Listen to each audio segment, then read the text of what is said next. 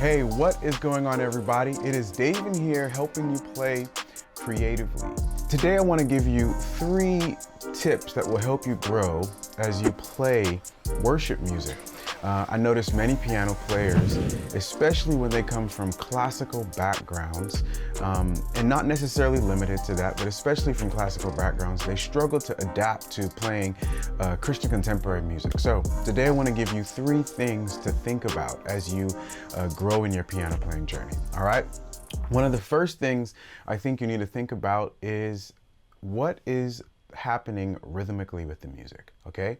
And so one of the cues I give myself is, what is the drummer playing, okay? And so often in CCM, the drum, the bass, they're carrying everything.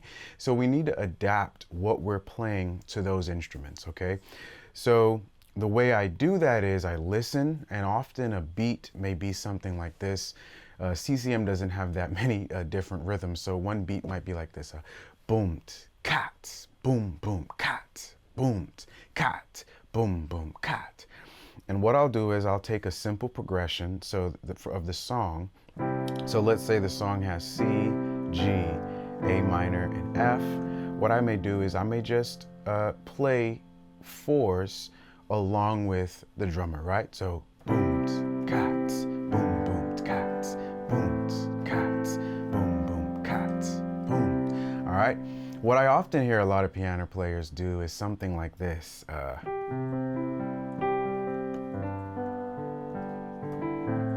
Cat. It's like it's kind of all over the place and it's a little jumbled up. Believe me, the people that are around you will appreciate something a bit more rhythmic. Now, I recognize that that's a really simple rhythm, okay? So what I suggest doing once you've established a rhythm, a groove that the drummer is playing, to learn some melodic riffs, okay?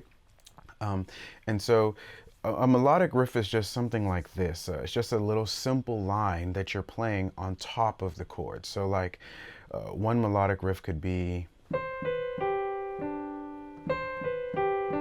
Now watch me add that to my playing. The same 4 chords.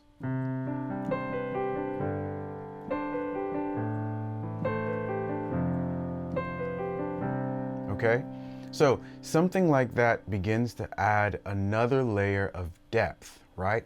And that's exactly what we want to do when we are growing as piano players.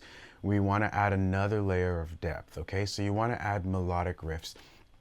Another thing that you can do to grow in your journey in this is to really think about getting away from major and even minor chords when you're playing Christian contemporary music.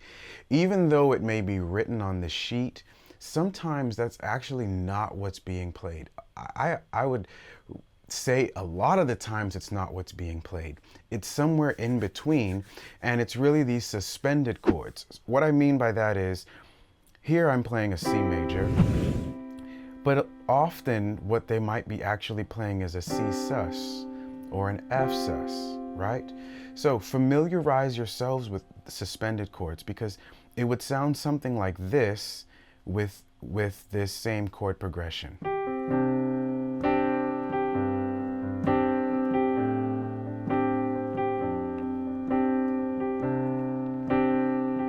Right? So I'm sticking to that same 4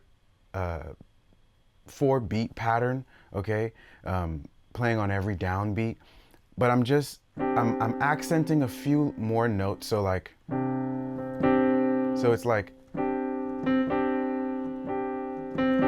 so I'm putting another note with that on that C, utilizing that C for another note. So like,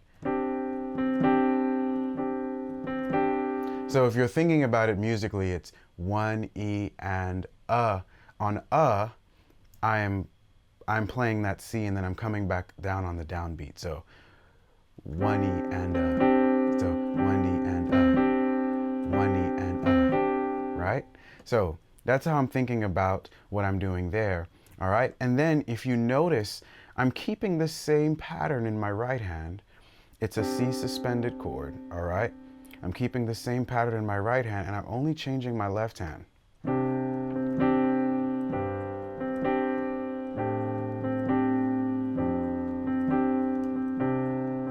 and I can add more. And then you think about adding more riffs.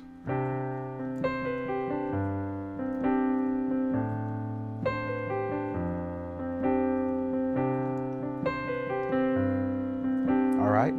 And then this is just thinking about it through these lenses, but you can continue to grow in each one of these areas in terms of rhythm, adding more riffs, and then thinking about your suspended chords in another way. So here's just an example of that.